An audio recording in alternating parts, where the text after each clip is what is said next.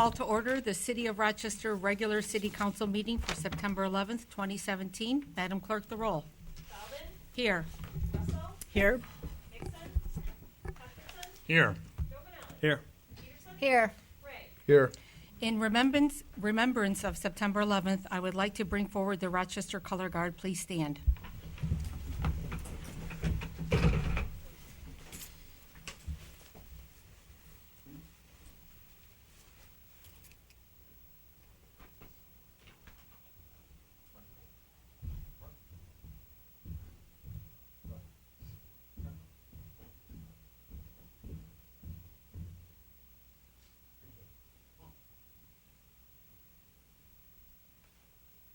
I pledge allegiance to To the flag of the United States of America and to the republic for which it stands, one nation, under God, indivisible, with liberty and justice for all.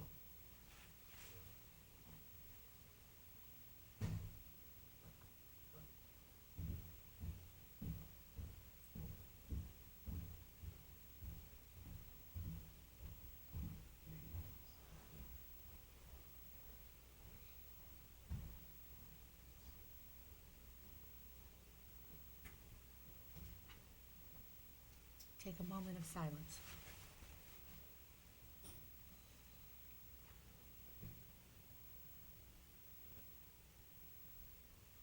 Thank you.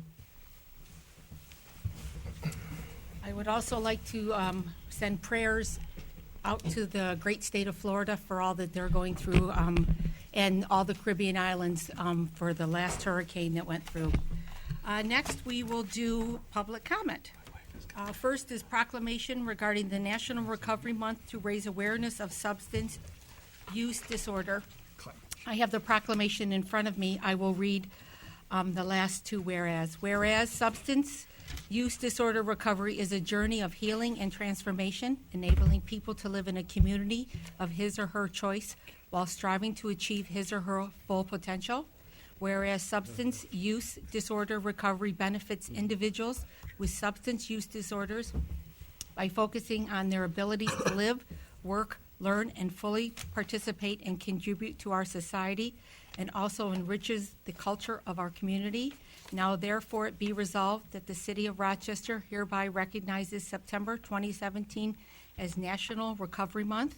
OCHN calls upon our citizens, government agencies, public and private institutions, business and schools to recommit our state to increasing awareness and understanding of substance abuse and the need for appropriate and accessible services to promote recovery. Thank you. Next, we will go to miscellaneous public comment. If anybody would like to come forward this evening and address the council on a miscellaneous item, please now come forward. I have two items I wanted to mention. At the last meeting when you had the brownfield issue before you, you said that it was not 52 million. Yes, that is the number for phase 1 and 2. So my question to you is exactly what were you approving with phase 1 and 2? And the other thing that bothers me is that the presentation on the taxes that would be captured uses a straight assessing method like on your home, not an income approach, which could be used. Now what I want to know is can you, and should you, and as this goes further forward, require that that method that was presented be the only method used until the debt is paid back by the city. And so I would ask you to please look into that and see if you can lock them into that, even if the county suggests it or something else. Those are their numbers. That's their approach they took. And most businesses do take an income approach, and that's in your own. Michigan Municipal League has a tax bulletin, tax on property taxes, and that's one of the things they pointed out, that most businesses use an income approach. So that, just in case, they didn't show any examples of, well, if it's 10% empty, it would be this, or if it's 20% empty, it would be that, and so on and so forth. So I'm concerned about two things. The phase 2, that's supposed to be 40 million. What's your commitment there? They're their numbers. I didn't create them. I can even give you, if you want to talk to about later, I can, after the meeting, I can give you page numbers from your packet. The other thing that there's been a lot of hoopla on over the weekend, and this is a Rochester Hills Museum publication that's been put out for an event in our park that's, according to Christie, in conjunction with the PSD, which hasn't approved it yet, and you certainly haven't approved a hayride up to our cemetery and walking around in the dark up there with even guides. It doesn't matter, it's dark. Who's going to open the cemetery? It closed. You know, there's got to be some staging place that this sets up. And people are really upset about this. People have, you know, you're the custodians of this. Yes, you own some of the property. But other people really own property too in that cemetery. Those that are buried there and those that plan to be buried there. And quite frankly, this kind of stuff makes Great Lakes look much more appealing to me when I make my arrangements.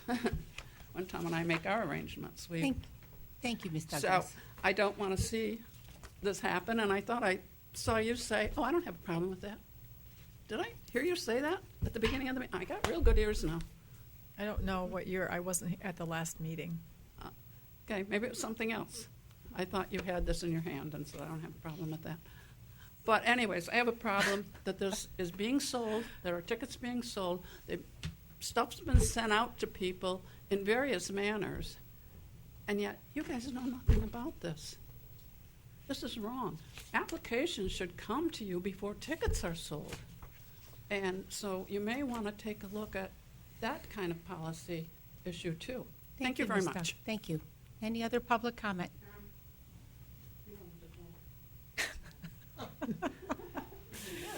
Talked all the way down here. Go ahead. You have to go to the mic. No, I'm just saying you did a good job. No, you have to. Thank you, Ms. Kane.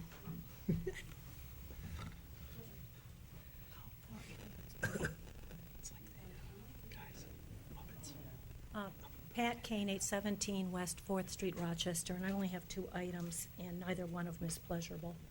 The first one is definitely for the cemetery, with loved ones buried there and the way this was marketed. I prefer dignity and respect to the loved ones and the cemetery that belongs to us as a whole and as a community. And I hope everybody on the PSD board really gives it a lot of thought, because it is our cemetery. Next, it's the Rochester Pedal Ride. I had the opportunity of having 2 close encounters with them. And the first email I exchanged was with one of the owners, and this was several weeks ago after everything had occurred.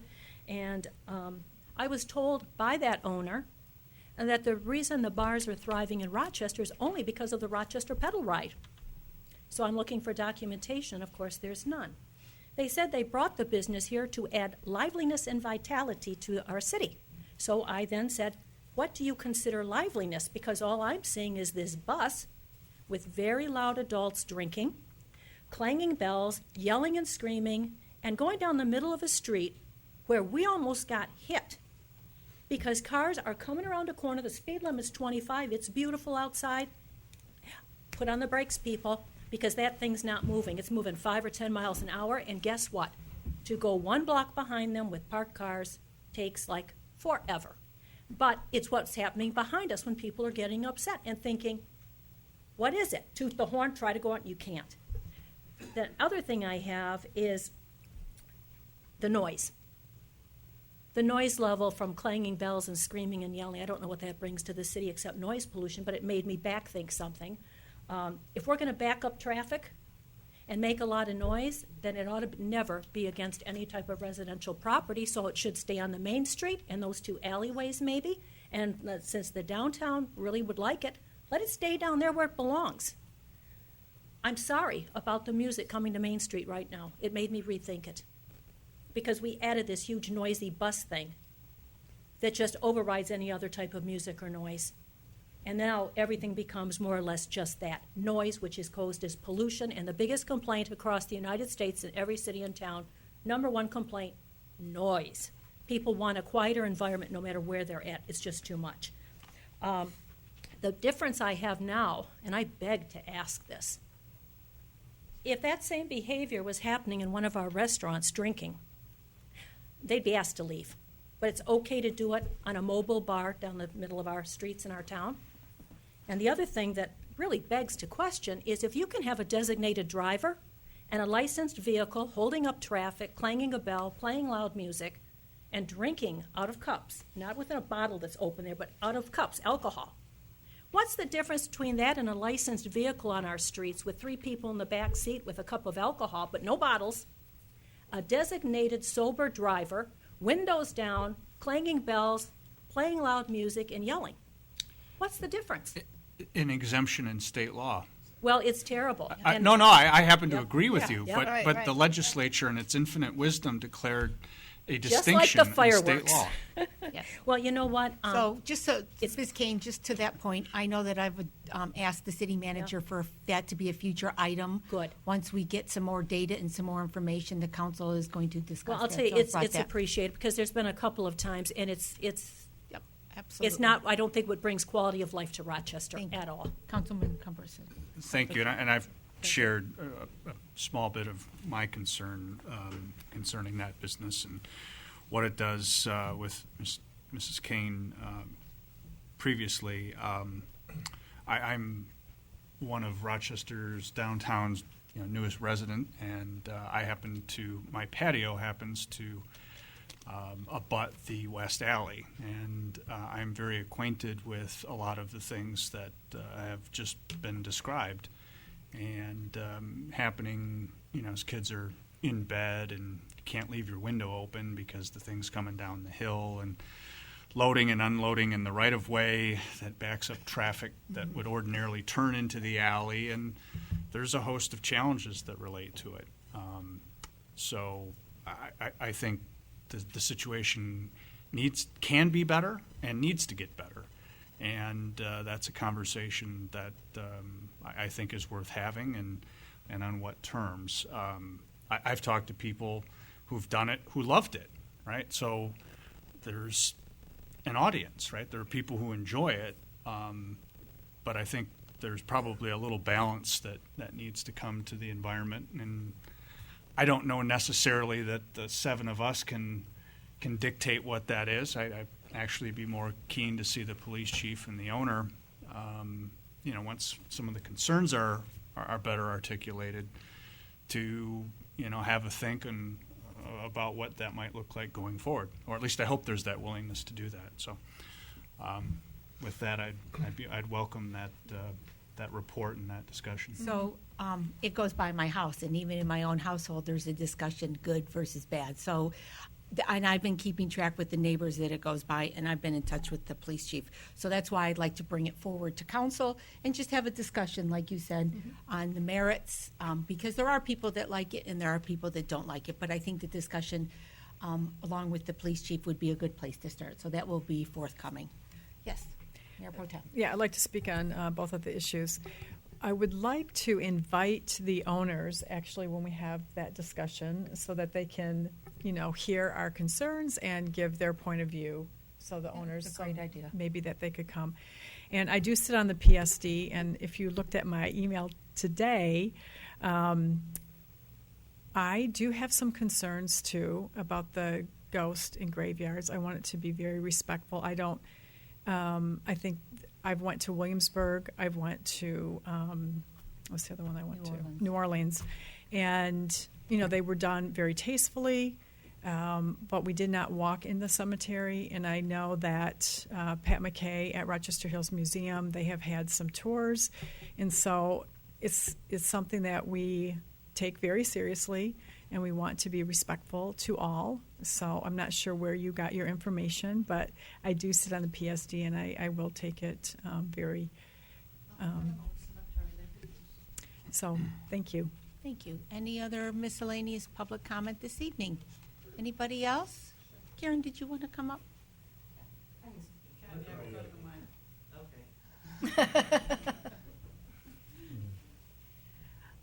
I have large number of family members in the cemetery, and I'm a little concerned and a little bit upset with the way things are being handled. Even this is kind of insulting. Ghosts and gravestones, but We will definitely take it under consideration. thank you. Thank you because, so much. No, thank you. But, Yeah. but I mean, I'm very serious because I was just shocked. Went to the cemetery and my family's there and wasn't handled very well. Okay, thank you so much. Okay, thank you. Any other miscellaneous? Yes, Mr. Zoll, please come forward. Steve Zook, 1639 Stony Creek Drive. I've got a couple of issues tonight, and one I would like the city council to take a little bit of challenge in their mind and decide whether we want the RARA and the DDA to have buildings that are governmentally owned but being used for personal gain, private companies. We need to decide if this is something that we choose to do, and because it's coming up as an issue, and the RARA has a couple of outside companies in it, and we have Rochester Play, which doesn't have the same advantage of tax breaks that RARA has, so we're competing against their other businesses. And if the DDA builds the farmers market, those indigent people, I shouldn't say indigent, those intermittent companies will be in direct competition with stores and businesses in our city, which may cause some of them to leave. Is this the business that we want to get into? This is what you need to decide. You know, do we want to somehow subsidize a small portion of people to give them an advantage over the ones that are paying their dues by owning businesses and paying for the parking and doing all of this? You need to have a long, serious discussion and come to a decision on what you want to do with this, because it is in question now. Thank you. And the other outing that I have is that at Arts and Apples, the old restroom, about 6 weeks before the Arts and Apples, it was noted in C-Clicks Fix that the building has quite a bit of black mold on the outside of it. It never got handled before Arts and Apples. I think that's a shame. I mean, you know, we bring all these people in to show the best of us, best of our community, and then we have something like that standing out with all the mold all over it. We can do better. And Thank you. And I hope we do. Thank you. Thank you. Any other miscellaneous public comment? Yes, please come forward.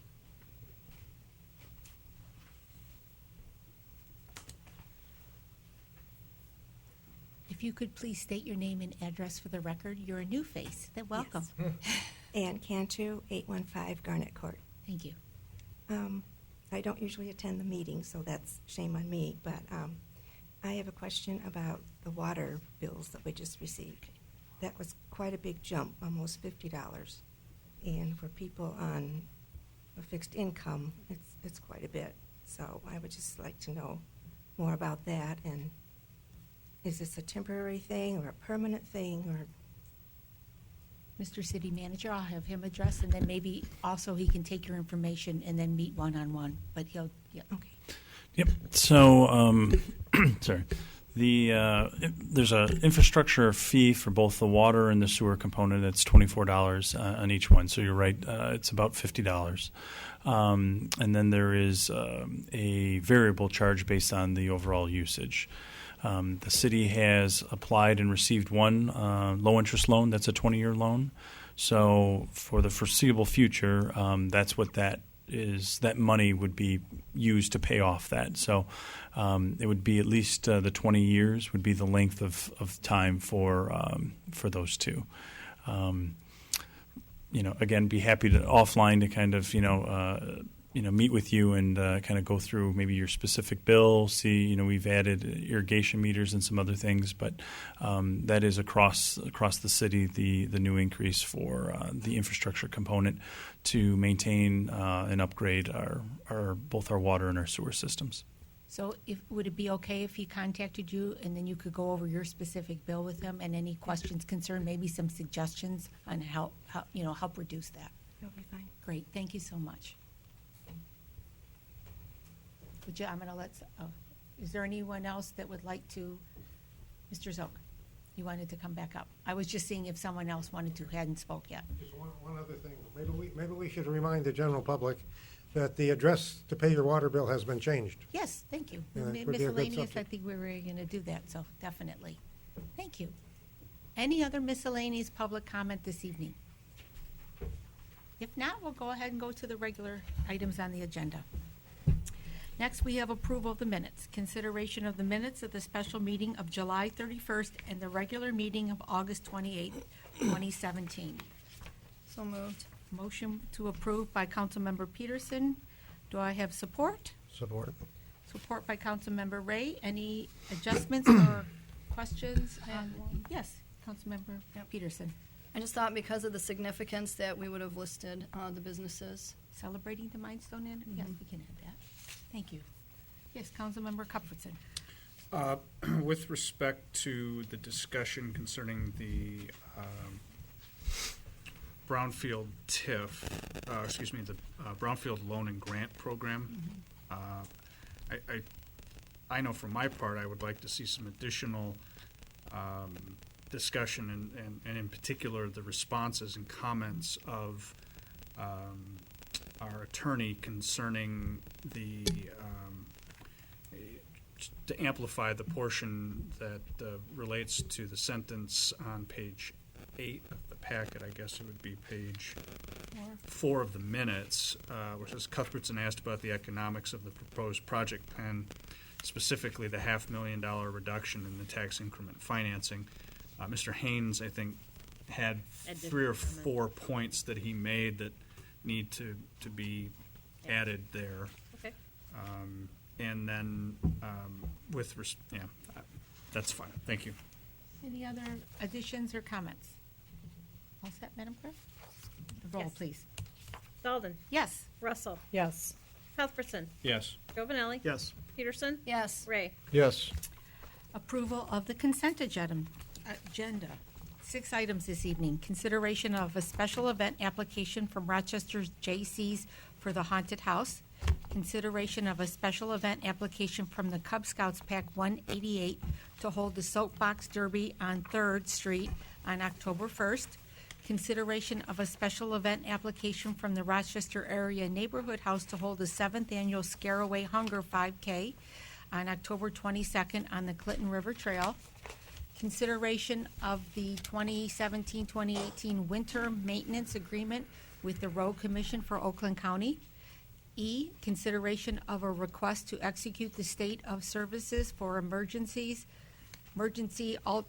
alerting software with Civic Plus. And item F, receipt of check register reports. Do I have a motion to approve? So moved. Yeah, support. Motion by Ray, support by Councilmember Peterson. Any discussion on? Madam Mayor, I'd like to pull A and B. All right, so are we approving C, D, E, and F? If that's an amendment, I accept it. Yes. Thank you. So, Madam Clerk, the roll on C, D, E, and F. Dalden. Yes. Russell. Yes. Cuthbertson. Yes. Giovanelli. Yes. Peterson. Yes. Ray. Yes. Councilmember Peterson, consideration A. Yes, okay, the first one, I know it's been here forever, and I know everyone goes to the haunted house, and I think it's awesome. I was just concerned about the parking, now that we've lost some parking spaces there, and how that's going to affect them, only because I know that other entities surrounding there do charge now for parking for some events. I didn't know. It was just for a benefit of them. What parking spots have we lost? Well, when it kind of goes out into, I just thought we'd have some parking not really available right there because other people are starting to charge. So when this is brought into the area there, if that's going to impact that at all. Otherwise, I have no problem with it. I just wanted to make sure. I Mr. can help. Vanda? Yeah, they take, she's right, they take the I back do tier know out. that, but they've I always think done- the folks they were talking about charging, literally it's for Art and Apples and for maybe even Big Bright, but I've never seen anybody charge during that event. Well, I know they haven't, because we haven't really had that happen at all You're right. until like this year Right. when the whole town was plastered with parking signs. Yeah, So I was just concerned of how it was going to affect their event. Otherwise, I don't have a problem with it. okay. I would encourage them also to use our parking structure. The first hour is free, so if they're in the haunted house for about 45 minutes, they'd be able to use that as well. Okay, and item B? Item B, I just wanted to know, I thought we weren't charging nonprofits, so I didn't know what the cost was for. It's the Boy Scouts for the Soapbox Derby. I see Chief coming I know. forward. I read it all, I just was curious. Sure. As we get to the end of the year, they would be subject, as all nonprofits would be, to the first $1,000. There is no charge, and 10% of costs above $1,000. Okay, So, all right. in reality, to put on this event, in all likelihood, there would be no charge. Oh, okay, all right, okay. Right. Very So good. are you Yes, moving Madam to Mayor, move approve? to approve A and B. Thank you, and support by Councilmember Ray. Madam Clerk, the roll, please. Belden. Yes. Russell. Yes. Cuthbertson. Yes. Jovenelli. Yes. Peterson. Yes. Ray. Yes. Next is old business tabled items. Continued consideration of the fiscal year 2018 RARA budget. Mr. City Manager. I spoke with the executive director, and he's over at Rochester Hills right now. So he was wondering if potentially this could get postponed till later on this evening to see. He's hoping to be able to make it, and if not, our liaison Ann Peterson might be able to talk on it. So Right. I don't know if you wanted to do it now, or if you you were okay with holding it until a little bit later this evening. No, I think if, they'd like to wait for Ron Joel, that would be fine. Okay, so I'm going to move it down to 10D. Okay. I think that should give us enough time, and if not, Then I'll I'll just- pick another spot. And if- yeah. Yep, that's fine. Public hearings, we have 3 this evening. First one is public hearing for the conditional rezoning of 919 West University Drive from O2 restricted office to O1 limited office designation. Ms. Planner. Thank you, Madam Mayor. This project appeared before the council for its first hearing in last month, and at this time it is here before you for public hearing and consideration of action. The request from the applicant is from Dr. Joseph Stutz to conditionally rezone a parcel of land to allow for a medical office use. The parcel is located on the south side of West University, just east of Helen, and it is currently zoned O2, which is restricted office district. Restricted office does not allow for medical office uses. So the applicant's proposal is to conditionally rezone this parcel to an O1 designation to allow for office within it. The site has got 2 buildings. It's got a front building, which is about 2,400 square feet, and a rear building, which is about 3,450 square feet. The medical office use will be limited to the rear building only. The existing parking on the site is more than adequate to meet the general office uses of the front building and the medical office uses. One of the main considerations in this project was the fact that access to this property is through the parking lot of the abutting parcel to the west, which is 929 West University. And at the last meeting, the council had asked the applicant to work on a reciprocal access easement agreement. At this time, I believe the applicant does have that in a legal format, and it has been turned into the city attorney for review and approval. So the document necessary for that access has been provided. The proposal is consistent with the master plan recommendation, which just says office uses. It does not specify O1 or O2. Considering that it is down the street from Crittenden and there are lots of medical office buildings in this area, the use by itself is not unusual or is not going to change the character of the area also. No other changes are proposed on the exterior of the site or otherwise. Based upon what the applicant has proposed at this time and the conditions that they have offered, specifically that medical office will be in the rear building only, and the front building will be restricted to all general office uses with no other uses that would generate additional traffic, such as a bank or similar uses. Our recommendation would be for the City Council to approve the requested conditional rezoning, and the Planning Commission has sent it as a recommendation for approval to you tonight. Thank you. Would you like to say anything? You're the applicant? She pretty much said it all right Okay, there. so- She probably said a lot better than I could say it, Yeah, too. she's very good at that. We've had a couple planning commission meetings. They've come up with a couple good ideas. We've incorporated those ideas in the submission to you. Okay. My name's Ron Saman, and I represent Dr. Stutz, the Great. petitioner. Okay, then I'll go ahead and open the public hearing. Public hearing is now open. If you'd like to step forward and make a comment concerning this item, please come forward. Steve Zook, 1639 Stony Creek Drive. Dr. Stutz is my doctor. I've been going to him regularly. Yes. And as you know, I'm in favor of it. It'll be a little harder to get to for me, but the one thing that is a really good cause is that this doctor doesn't overbook. The parking lot is never jammed. He's not jamming people in there. He's taking care of his patients in and out. Does a wonderful job and is very courteous for the time of the patient and doesn't stack everybody up. But I'm all in favor of it. Thank you. Thank goodness you're not up here. You couldn't vote. Any other public comment for the public hearing? Yes. Sue Douglas, 1228 North Main Street. I wondered if there was any arrangement had been made for the access for. That's through what we the talked parking about. lot. Yes. That's been arranged, because I know they were working in it out in the hall. after They that. do have a legal agreement, and So it has that's been good. submitted. Thank you. I have no problem. That was discussed. Vidya mentioned that in her presentation. Any other public comment? Madam Clerk, any correspondence? No, Your Honor. It's okay. I'll close the public hearing.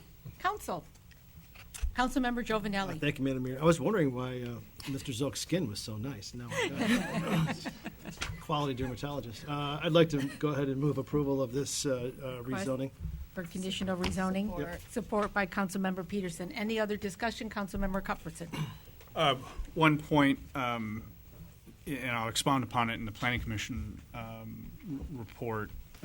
The adjacent property has also recently applied as well, and we're working through that. So there's a bit of a larger plan, I suppose, by the owners to change the uses here, which is a different question from a zoning standpoint, but just a little bit of context. Thank you.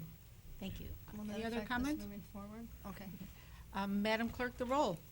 Sullivan. Yes. Russell. Yes.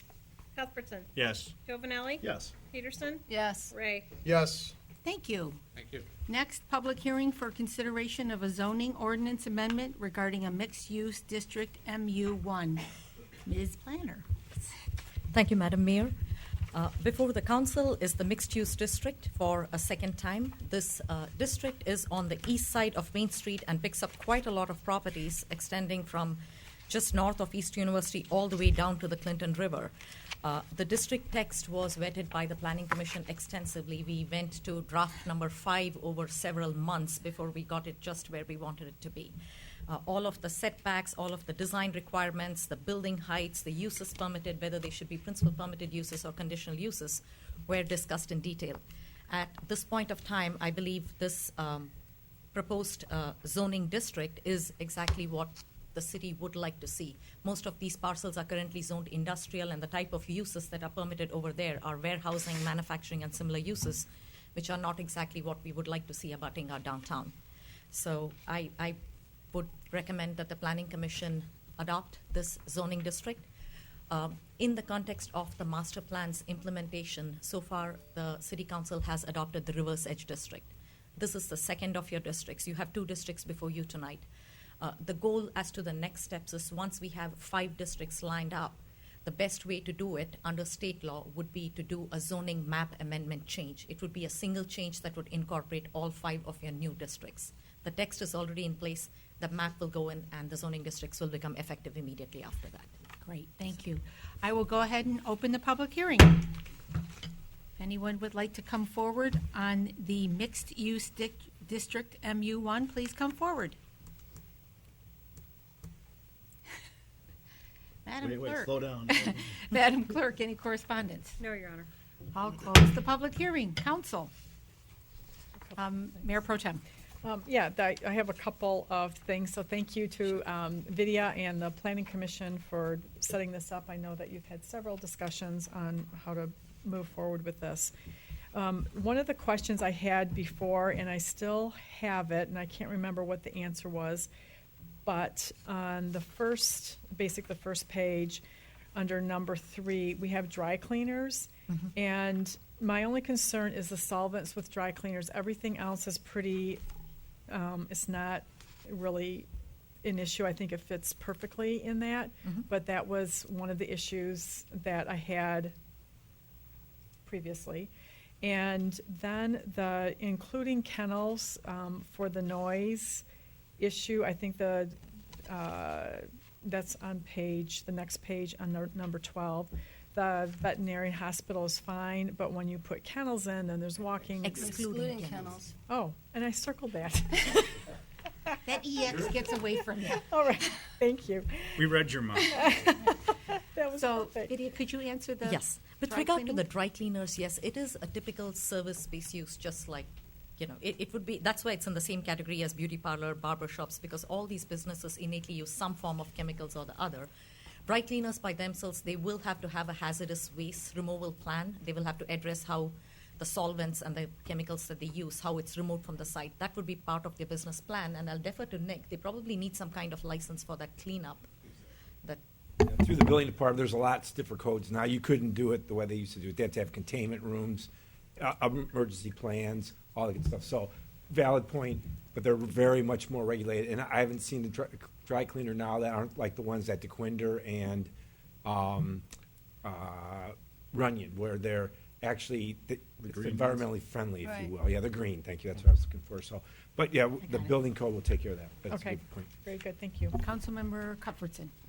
And believe it or not, I've had some experience recently, and a client selling a dry cleaning business. Most dry cleaning businesses, or many, I should say, perhaps, have a centralized processing plant, and then they have storefronts. So the day of every dry cleaner having its own chemical operation on site is unusual. And I guess perhaps in future consideration,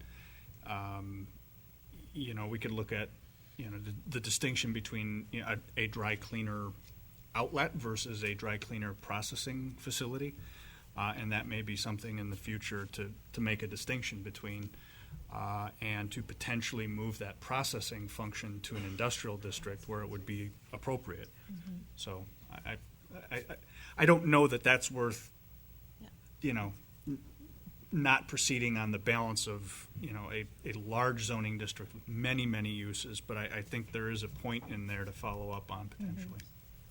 Mayor Pro Tem. And I think that's an excellent idea, because really, and I don't know what you call the new form, like the green form, that's fine, but there's still a lot of dry cleaners out there, and that really should be industrial. Is there something that we can? Yeah, there is quickly? actually. I'm glad it's a good point. When we get to the industrial district, if we say dry cleaning plant, that means this would not be a dry cleaning plant. This would be a operator, So you and could it do would it, separate them. distinguish So it we can that pick it way, up with yep. the industrial, which would eliminate. It would tighten the definition here to say dry cleaners is a operational facility. Dry cleaning plant where they use the chemicals would be industrial. So we can catch that. Okay, and Mayor Pro Tem. So if you add that language, just the operate, can we do that tonight without getting into put any it- problems? we could possibly specify it today, but in zoning, the way it works is if it's not specifically mentioned, it is intentionally omitted. That's how we look at it. Well, I know, but it just says dry. If you would like to specify it as dry cleaning outlets, Operate. is that the term used? That could also be used as dry cleaning outlets without processing facilities. We can specify it if that helps. I just know that language makes a very big difference when a business comes in here, and so if we can clean it up now, it's the best. We'll work with the attorney to see if we can. Okay.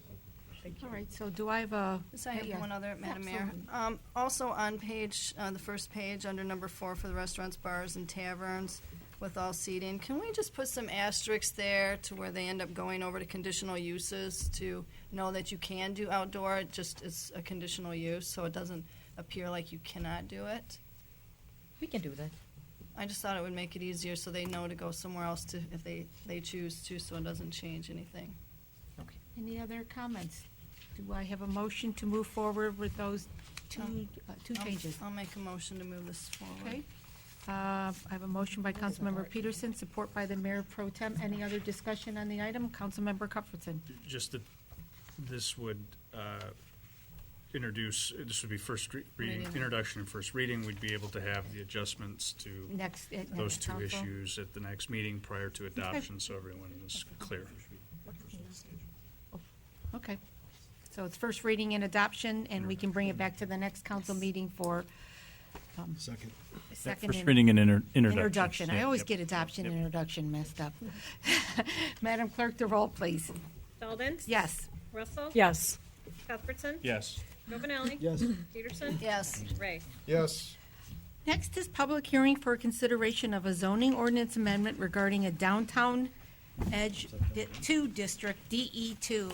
Ms. Planner. Thank you, Madam Mayor. Downtown Edge 2 would be considered as a sister district to mixed use. It abuts it, and it is the district that is sandwiched between the downtown core, east of the alley, and the mixed use. So its uses are slightly, it's sort of an expansion area for the downtown. Since our downtown is full up, it provides for a room for expansion of those businesses. Our parking deck is located in it. If you look at the map of this district, it's slightly spread out. That's because this district, based upon the design requirements for height and other site design, it takes into account the actual elevations of the various properties, which would be suitable for the recommended design elements. This district too has been through at least 3 or 4 iterations before the Planning Commission, before it has reached this point. So it is before you tonight for your first reading again, and any corrections that you might like to make. Next, I will open the public hearing. Come one, come all. Don't get shut out. Madam Clerk, any correspondence? No, Your Honor. Okay, well, close the public hearing. Council. Madam Mayor. Councilmember Peterson. So can we change the last one we did with the mixed use to the same that's in the downtown edge? Because number 3 on downtown edge regarding the restaurants and taverns does give you a little bit more of that reading, showing that the outdoor cafe and that is such. You know, you kind of mirrored that. I think it would actually take care of You want to everything. take the language from DE1 just so Yes. it makes the reference. I can do so that. it's the same throughout. I can do that. And if we can do that on any of the other ones that have that, just to make it easier for the public when they come in. Any other comments? Not at the moment. Okay, any other comments on this? Do I have a motion then to make this first reading and introduction? So moved. Councilmember Giovanelli, support by the Mayor Pro Tem. Any other discussion? Madam Clerk, the roll, please. Dalton? Yes. Russell? Yes. Cuthbertson? Yes. Jovenelli? Yes. Peterson? Yes. Ray? Yes. Next, legislative deliberation. Consideration of a request to set a public hearing for the removal of a landmark tree located at 1220 Pine Street. So tonight, we're just setting the public hearing, no long discussion on the tree. Councilmember Cuthbertson. I do have a request for administration, and it's been a number of years since this was considered at the Planning Commission. But if I recall correctly, there was substantive discussion about this particular tree as being a landmark tree slated for retention as a part of the original approval consideration for this entire site plan. So I want to make sure that that is or is not the case, because again, it's been a number of years. 07. Thank you, 07, I'm told, and Well, that not would have that been I think it was 07. That was 2 years ago, yeah. 210, you know, who's counting? It's a long time. And if in fact this is a substantive part of the site plan approval, then I think we have to understand procedurally, you know, if this goes back to the Planning Commission and there's more to it. But if I remember correctly, the substance was that this was discussed and this was important as a part of originally approving this, and that there were detailed questions asked about engineering, and there was, to the best of my recollection, some indication from administration and or engineering engineers for the applicant, maybe, or I think it was for the applicant, that indicated that there were some solutions, there were some potential workarounds for this tree that, you know, wasn't, you know, building the Hoover Dam. So I'd like to have the benefit of that background as a part of the package that we receive for the public hearing if it is so scheduled. And also, I'd like pictures. I think a Yeah. map Sure. and pictures, Yep. I think, are super important. Is this the property across the street from the church? It is. That's what I thought. So any, any pictures and anything you could provide. But do we have a motion to set the public hearing? We would need For the October 9th. October 9th meeting. Do I have a motion to So set? moved. Support. Motion by Councilmember Giovanelli, support by Councilmember Peterson. Do I have any discussion on this further? Any discussion out there? Madam Clerk, the roll. Dalton. Yes. Russell. Yes. Cuthbertson. Yes. Giovanelli. Yes. Peterson. Yes. Ray. Yes. Consideration of an ordinance, item B, to amend Chapter 54 Utilities, Article 3, Wastewater Facilities Regulation, to substitute Great Lakes Water Authority for the City of Detroit, and to add regulations for fats, oils, and grease, otherwise known as FOG. Second reading and adoption. So moved. I have a motion by Councilmember Peterson, Support. support by the Mayor Pro Tem. I have the Mayor Pro Tem asking a question. I have several questions on, because there's a lot of things that were changed or I missed on the first reading. This has been, I think, 10 or 11 months since we had the first reading. So I Oh, have, actually, it was the meeting Last prior. It was the last meeting we did it, but you weren't at the last Right. meeting. oh, darn it. So that's why I apologize, but All right, well, that's no problem. I can ask my questions now. So on page 2, when we're how are we measuring when it says measuring the internal depth of the water outlet? Is there like a measuring device, or is that up to, how does that work? I mean, I know, Shannon, you're going to have to come our up. because I- DPW director, please come forward to talk about fog. The Thank you. 25% rule, there's the small container that they're utilizing, you take a cap off and you can drop a measuring rod in it. Okay, so that's easy. And then cafeterias, should we just put on the same page, number 2, should we just put cafeterias and not specify school? Because I know that there's cafeterias in our area that's not specified on here, like OPC. So if we just put cafeteria, then we don't have to worry about if We have it's, senior housing, those. yeah, but they're not housing. So it's very specific when you come to these kind of words. There's no housing of seniors there. So if you just put cafeteria, then you've covered everything. I think that would be fine. Okay. And then on page 11 and 12. Okay. So this is all the fee structure. Do we have anything currently in place, or is City Council adopting all this fee structure that's put forth? This is basically language that you already have in, it's just been repurposed in a different location. But I don't know if you've ever established a fee structure per se. Okay, because it says that the City Council shall adopt charges and fees that shall be included, but not limited to, and then it lists, all these things. So I'm just wondering if we do have some kind of fee schedule, or it's based upon volume or type or size of industry, or is that coming before us, or what's happening with the fee structure? The fee structure is going to have to be put together and brought before you if you don't already have something in place. The section prior to that, under letter I on page 10, actually talks about recovery of costs. This basically defines what can be covered or recovered. So Okay. I believe we'd probably have to put together a separate fee structure. Okay,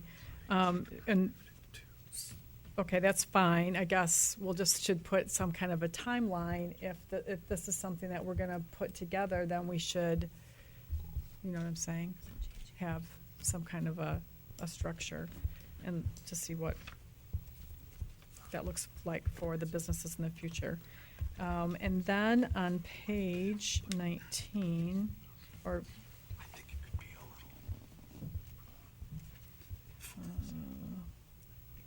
okay, so on page 19, under section 54-290, we say in A that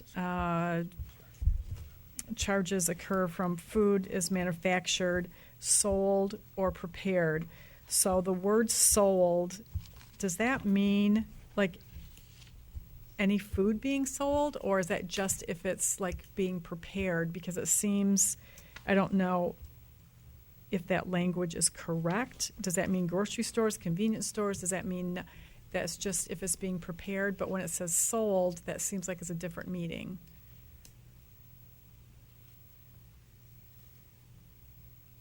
Sold could probably be removed. The thing that we're mainly concerned with this is a definition, I think, that was taken from other ordinances Okay. that were researched by the engineering firm. Okay. But the main issue that you're going after is those who are actually manufacturing or Right. producing those foods. So Okay. sold could be removed. Okay.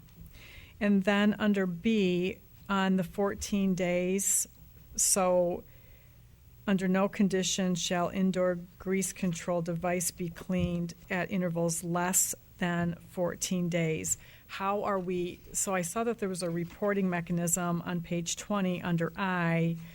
Is that part of the reporting mechanism, or how is that going to be even known or enforced? Or is They're that re- just kind of like a speed limit sign is up there and we should obey it? They're required to submit reports on a regular basis. Those reports would have to include all of the times that they've been cleaned and or maintained. Okay.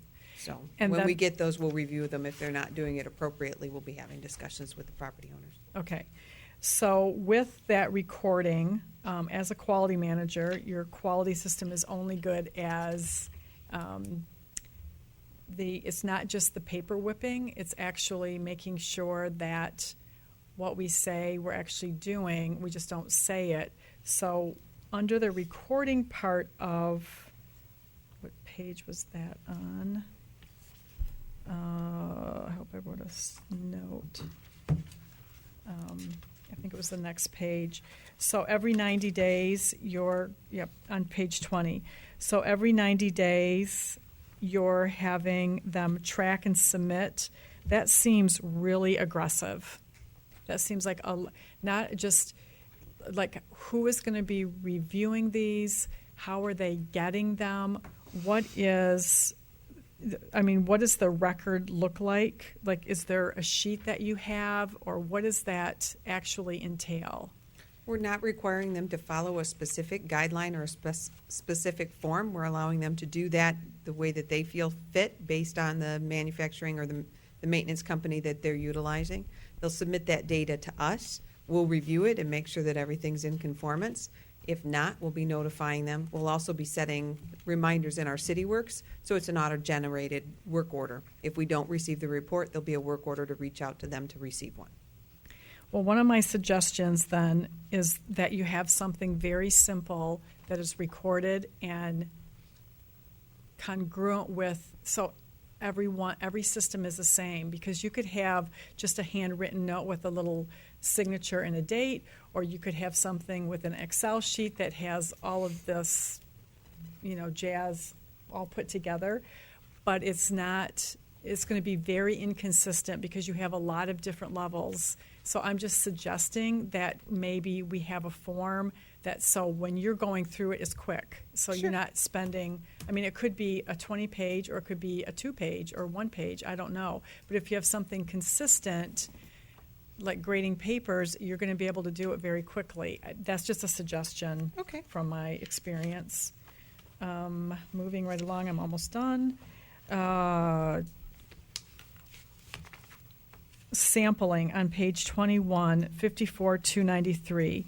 So when we're doing the sampling, when will that be done? Can you tell me a little bit why that would have to happen? Because those fees can be pretty significant. Maybe I'm thinking of something different, so maybe I'm off base. In some cases where there are multiple users that go into the same manhole, we can't always discern who's the one contributing the fog to the system outside the building. Okay. So we would have to sample it and then take samples inside the building to determine who's responsible. Okay, and do you know what those costs would be? Not off the top of my head, Okay, no. so, and it would be the person that's actually responsible for the fog that would be getting the bill? Correct. Okay. And then my last question is on page 23, and this is the fine section on 8. So if we're basically what I'm understanding this to be, if there's an infraction and they have to pay a fine of $250, or if there's a violation, then it goes up not less than $500. Is that part of the tracking fee too? Like if they're not getting the information that they're supposed to be, or is this just a violation of all the fog? This is failure to comply with any of the provisions of the article. Okay, So if they don't submit their reporting or they don't properly maintain their system, they would be potentially fined. Okay, so I mean, that gives me concern again to the 90-day. I think, I mean, and I don't know if that's typical. I couldn't, when I did my research, I couldn't find that. It did not seem that it was typical, but maybe it was just something I couldn't find with another entity. But every 90 days, having, how many, do we know what the inventory of our restaurants of fog is? Like, what's the number? We've completed the inventory. There's under 50. Okay. So, 40-ish reports every 90 days. And so how does that, I'm just equating that to, okay, maybe you want to do that the first year, just because you're getting this going, but that's a lot of paperwork to that, because someone's going to have to go through that. We're not just going to collect it just to be sitting on a desk. We're going to try to figure out what that looks like. So is it something that we might want to consider, okay, for the first year, and then knock that down maybe every quarter or something like that if things are where you think they should be?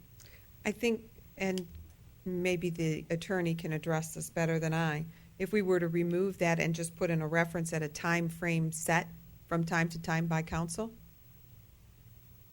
and then it could be easily adjusted. Because I'm really just thinking of you guys. That's a lot. I mean, that's It a lot is, of but paperwork. right now we spend a tremendous amount of time dealing with fog, especially in the downtown areas. And to spend a half an hour reading through reports every 90 days, it saves us a ton of time out in the field. But I totally understand that. What my concern is that these forms some of them are going to be paper whipped, because it's really easy to just check off and put a date on the form. And so that's why I think that if you come up with a form, if there's some particular thing that you're really kind of looking for, and I don't know, I don't know the fog, It depends part of on it. the type of unit that they have. We would have to come up with multiple forms. Okay. So and maybe I don't know. I'm just trying to get something that is really useful, because there's nothing worse than having a report and it's just not useful. Correct. So that's just food for thought. I'm not making everybody change everything. I'm just trying to make it as concise as possible and useful. I mean, we want it to be. Trust me, I want it to be useful, and I don't want to be reading 50 pages. So we'll make sure that is all set appropriately. Are we comfortable with those? Mr. City Attorney? I think those are very simple changes that we can make that wouldn't hold up today's Okay, so I'd like to move second forward. reading approval. Okay. So, Councilmember Cuthbertson. Yeah, I'm a little conflicted on the idea of publishing a minimum baseline form. My experience would be is if you ask somebody and tell them what the minimum is, that's usually what they do. I don't know enough about the subject matter to say if there's a common set of information across each of these categories, if you will. But if we're telling somebody what it is that we want, that's probably all we're going to get. And I don't know if someone who's actually reporting in the way that's intended, without that sort of check the box environment, would give your team something that is more valuable in something that's a little more open-ended. So I don't know what I don't know about this in that context, but I hope you understand the concern I'm trying to express, that I don't know that just flipping it on 2 sheets of paper solves and gets to the kind of context that maybe your team is looking for. And so whatever you develop, keep an eye to that. Well, I can give you an example. The backflow prevention devices have to be tested annually, and a report has to be submitted to the city for review and approval to make sure that they're in proper working condition. Depends on who the plumber is that goes out to do that work. All of their forms are different. They have standard forms in place. That's what they utilize. We get it. I review it. We make sure that the information on there is correct and meets our requirements. Otherwise, we send them out and tell them that they've got to fix the unit. Everybody's got a different plan. It's no different than an engineering drawing that I get. Every engineer sets them up differently. You have to know where to look for their data. Once you figure it out, it's pretty easy to do the plan review. So whether we use a form here dictated by the city, if that's council's wish, or if we let the various maintenance entities create their own forms or utilize their existing forms and submit them, I'm sure I'll be able to handle that work just fine. Madam Mayor. So I guess with all the things, the compatible and the non-compatible, you're going to have that on a list, and you're going to know what the numbers are. And how long does it take to get the results from the test? For the analytics? Yes. I couldn't say. It depends on what they're testing for and how backed up the lab is. Okay, so I guess in a way, for the timing thing then, no matter what you put for a time, it doesn't matter because, if we did let it go longer, then they might be putting stuff in that that needs to come out. Then, how can we stop them from doing that in that time frame? Some of the things that are going in there, the non-compatible pollutants, those numbers are, alarming going into the system. So which section are you referring that's to? on page 5. It just they're not going to discharge, but you're going to be testing for all those going into the system. There's no changes to these sections. These are Okay. actually, this is language that was already put in here by the Great Lakes Water Authority or that's what- previously and that's by what they're Detroit Water and testing. Sewerage. That's what they require. If it exceeds, then you get a bill from Great Lakes Water Authority for an exceedance in your Okay, discharge and allowance. that would be passed on to Mhm. the business owner then? Correct. Okay, that's fine. Mayor Pro Tem. Okay, so maybe I'm misunderstanding the record. So on when is it just for repairs? Again, So what the section? record is, it's on page 20, it's under L, actually. It's under section 54-290. No, it's clean out records so they have to keep a record every time they go out and do a clean out of the unit. Okay. And then they also have to keep a record of any repairs that they've made to the unit. So It's clean out both. records and grease control repair. They have to track them. Right, okay. And then every 90 days they submit that. If it's 90 days and they submit a report that says we cleaned it out 16 times and there were no repairs made, then that's sufficient. The issue is to try and reduce the amount of fats, oils, and greases into the sewer system. Because right now we're jetting those areas quite a bit. That's scouring the bottom of the pipe. We're injecting acid into it to eat up the fog. Today we spent 3.5-4 hours out with Liquiforce trying to vector out a massive fog cookie that was sitting in the lift station that we can't get out through the pump station because there's no grinder pumps to churn that up in there. That takes time, that takes effort, and it degrades the quality of our Costs sewer money in the system. long run, So if we can absolutely. reduce it through preventative maintenance, it's going to save us a lot more money in the long run. Mayor Pro Tem. And that's, believe me, we're on the same page. I just want to make sure that our system, and I understand what Councilmember Cuthbertson is saying as well. It just, if someone's just saying, okay, I cleaned it out 14 times and we have no repairs, what is that? Is that helping you if you do a testing and they really didn't clean it out, or what is that doing for us? They are certifying, their cleaning company is certifying that they have actively been maintaining their grease interceptor. So this is from the cleaning company. This is This not is just from. This is not just from the supplier, no, or from the business owner. They actually have to have someone come in and clean those. Okay, Because that stuff has to be removed Okay. and then properly disposed of. And I did not understand that, and I don't know if that's in here somewhere, and I just misunderstood that, because to me, that is not what this says. It just says clean out records. It doesn't say that it has to be from someone. A clean out record could be from a or from a restaurant that, what does that mean to them? That could be an employee that they decided that they're going to do the clean out record. So I think if that's what you're looking for, this might have to be a little beefier in the language, but maybe I'm wrong. Don't most of the No? restaurants already know? They they've already have a companies plan? that maintain it for Okay. them or buy their grease. Yes. I'd be hard pressed to find a business out there that's actually going in, opening up that unit, pulling out the grease, and taking it to dispose of it somewhere. Okay. All right, I know it smells awful. I'm just, I know from sitting up here now that language means everything because it's all interpretation. So I'm Correct. just trying to make it solid. Okay, so I think we are good to go on this. Madam Clerk, the roll, please. Selden. Yes. Russell. Yes. Cuthbertson. Yes. Jovenelli. Yes. Peterson. Yes. Ray. Yes. Thank you. Next is C, consideration of an ordinance to amend Article 21, Supplementary District Regulations, Section 2129, medical marijuana uses, to delete all provisions and add additional language, and an ordinance to amend Chapter 12, Business and Business Regulations, to delete Article X, medical marijuana grow operations in its entirety, second reading and adoption. So moved. Madam Mayor? Oh, yes, okay. I'm just reading it. I haven't gone to the person yet, so. Right, we have a. I just had one request and that is that those are two separate ordinances, and for clarity of following it through, if we could have two separate motions, one is for I think you did. Okay, There so was two let's. people that said so moved. Oh, okay. So, I'm gonna, the motion was made by Councilmember Peterson. support both. Support by Councilmember Ray. I have an audience comment on this item. Please come forward.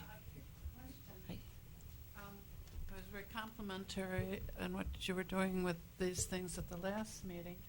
And then I talked to a friend of mine who's very involved in drug issues, and she said that the state law only covers grow houses of over 500 or more plants. Is that accurate or not? No? City Well, attorney. there are grow houses in homes, I know, in Rochester Hills that they can't touch. What do we have to prevent grow houses in homes? Mr. You City- can rent a home out for thousands of dollars a month, and it turns into a small grow house. I'm gonna let Mr. City Attorney answer that. And Mr. so, City Attorney? do we have that covered Yep, have in you, residential neighborhoods? if you could wait just a second, I'll have him answer it for you. Okay. Thank you. So this state rate only gives licenses for certain levels of plants. There are certain home use, home grow that we can't because it's protected by the Medical Marijuana Act. So a person can have up to 12 plants. This isn't addressing this as a commercial situation, and there are obviously regulations. Are we clear on that, that's all they can have? That's all set by state law. You sure? Okay. I'm Absolutely. positive. Okay, I just wanted to clarify Yep, that because nope. I have not All researched right. it, and thank you. Any other discussion on this item? Just one. In light of our proclamation from this morning, early at the beginning of the meeting, I think it's appropriate. Thank you. Madam Clerk, the roll, please. Selden. Yes. Russell. Yes. Cuthbertson. Yes. Jovenelli. Yes. Peterson. Yes. Ray. Yes. Next, I'm moving on. Rob will wait. I can wait. I'm gonna first go. We were gonna do a second motion for the Oh, second. okay. Oh, I thought we- Second ordinance. Okay, so second ordinance, I have a motion by Councilmember Peterson, support by Councilmember Ray. Madam Clerk, the roll. Selden. Yes. Russell. Yes. Cuthbertson. Yes. Jovenelli. Yes. Peterson. Yes. Ray. Yes. Next, reports and regular business, discussion regarding a potential caroling event on December 17th, 2017. DDA Executive Director is going to step forward on this question. Hi, good evening. It was brought to my attention that the council would like an update on our Caroling in the City event that we talked about back in March, so I wanted to provide that information, and then if anyone has any questions, certainly I can answer those. So at the March 21st Goals and Objectives meeting with Council, PSD presented many of their new holiday initiatives, including Holiday Explorers Club, Neighborhood Light Fight, and the Caroling in the City event. And at that time, we let council know that we wouldn't be able to pursue that event in any way unless we knew that MDOT would be on board. So much like back in the day when we had to go in and ask for approval to hold the big bright light show from MDOT, because even though the lights are on the building, it was still their right of way. We went ahead and started early with MDOT and put in an application, and to our surprise, they were open to it and went ahead and gave us a conditional approval. Of course, any approval is now conditioned on the city council, which will be bringing something forward, I would say the last meeting in September or first meeting in October from the PSD about the Caroling in the City event. The committee, both the PSD board and the promotions committee, have been talking about the ideas. It's evolved to be more of a choir competition, if you will, throughout our community, as well as having the group sing along and carol on Main Street. So A couple questions I have for Of you. course, yes. Have you decided on times? So in our application, we had to put on temporary times and just conditional times. And when I met with the police chief, he suggested 5 to 8 p.m. And what we're going to do is close the roads as close to that time as possible. I believe, Steve, we said 4 o'clock or 4:30? About 4:30. We're not going to have anything in the road so that when we would reopen it, that it would obstruct traffic. It would either be in the parking lanes or things like that. And then reopening right after 8 o'clock. So everything would close suddenly and open suddenly. So we're using the same detour routes as the parade. So while we would be closing Main Street proposed at 2nd Street and at University, the event itself, we're thinking of doing it only from University to 3rd. We just don't have that much that we would need to do in that space. 2 blocks. It would be 3 blocks. 3 but blocks. We're not really using the 200, 300, but just for a detour route. When in meeting with the chief, he felt that that was an easier way for people to go around us rather than trying to route them at 3rd, which is a little more challenging. Okay, so council, did you have any questions on this item now? Because we wanted to get upfront with this item. Of course. Make sure that people don't say we didn't know it was going on. Of course. And then have any questions now. Maybe if you have any concerns, you can send it, let Christine know now, and she can take it back to PSD. So when it does come back to us, we're all on the same page. So, to that, does anybody have any questions or comments on this item? Yes, Councilmember Giovanelli. Just to confirm the day of the week. It is a Sunday night. Again, when I met with the police chief when PSD was first entertaining this idea, we asked, what do you think is going to be our best chance at getting this event approved through MDOT to allow them to do it? Because we have in the past asked for Lanyap to be closed from a safety perspective, and they have denied it because they thought it was inconvenient for rush hour traffic. We think it's more inconvenient for people to be standing in the middle of the street while rush hour traffic is coming, but that's just our opinion. So in meeting with the chief, he thought that a Sunday evening would be our best shot at this. And that also is while it is a weekend, it is a little bit slower night for the Big Bright Light Show. Sundays are quiet. It would be December 17th was the date, so it's the week before the holiday. Okay. So any other comments or questions? Will the from booze bike be involved? No, I'm just kidding. Any other questions or comments from council? Councilmember Ray, and then I'll go to Councilmember Peterson. I was just going to share that challenge generally brings out friendly competition, which then brings out the very best in all of us. So, Thank you. Yes, nothing says holiday like a little friendly competition. Councilmember Peterson. Right, so, and are there going to be refreshments? Yep, so we're talking to some of the restaurants. They would actually be able to come out. We're talking about hot cocoa, coffee, possibly cider. You never know with our weather around here what people might be enjoying. We're also looking at possibly bringing out our fire pit that we use at Fire and Ice, so we could offer s'mores, work with the Lions on that to see if we could do those in addition to how we do them at Kringle and Fire and Ice. So just some basic things like that, maybe a food truck or two, things like that. We really want people to enjoy the restaurants, so And that's our goal. Most of that will be off Main Street. They'll do it on the side streets. They'll do it on the side streets, or we'll do it in the parking bays. Exactly. So that way it's not going to, so that when we want to reopen the road, everything is ready to rock and roll. So really the only thing we'll be putting in the road are people until we reopen. And I guess the other one is there an age restriction at all, or is it open to everybody? We haven't gotten that deep into it, but I don't anticipate there being an age restriction. Anybody who wants to sing and make merry at a caroling event, I think, would be more than welcome. Okay. Councilmember Cuthbertson. Wonderful news. One thing with respect to the competition piece, I think some kind of structure with age, maybe, if there's a church division, because they have an inherent, perhaps advantage or, yes. or yes, but finding a way to properly handicap people and then having some some judges, right? Absolutely. And, are you volunteering? I'm tone deaf, so I don't know if that's too. such a great idea. But I'd love to help. Nevertheless, it would be really neat to get some sponsorship as to a prize and make it for something that benefits a particular charity or find a way to make it where the competition isn't just I mean, of course, it's bragging rights, but aimed at benefiting an organization in particular. I think that'd be a neat way to tie that into a local charity. Absolutely love that. Yep. Absolutely. Okay. Thank you. All figure right, that out. well, yeah, go ahead. Mayor Pro Tem, and I'll go back to. So the detour route, how early will we put like the signs up for the detour? I would defer to Chief Schottenhelm on that. How early for the detour signs? Because I don't want them too He's early making the because they're move. so ugly. And then I hope we can get Simon Cowell to come and judge. Wouldn't that be awesome? Well, I'm sure we'd be using, our various social media platforms, the city's website, as well as our sign trailer signs Okay. to get information out a few days beforehand. Okay, that would be great because those big orange signs will really detract from the big bright lights.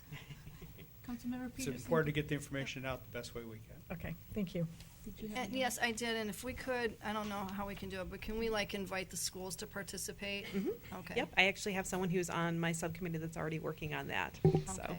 Okay. yeah. Thank you. Thank you. Next, we will do consideration of a request to approve the bids from Jackson Dirt Works in an amount of $294,025 and to authorize the city manager to execute the required grant agreement documents. Mr. City Manager. All right, in your packet, this is a grant that we've been working on in the Pink Creek River for a little bit of time. There's some great news.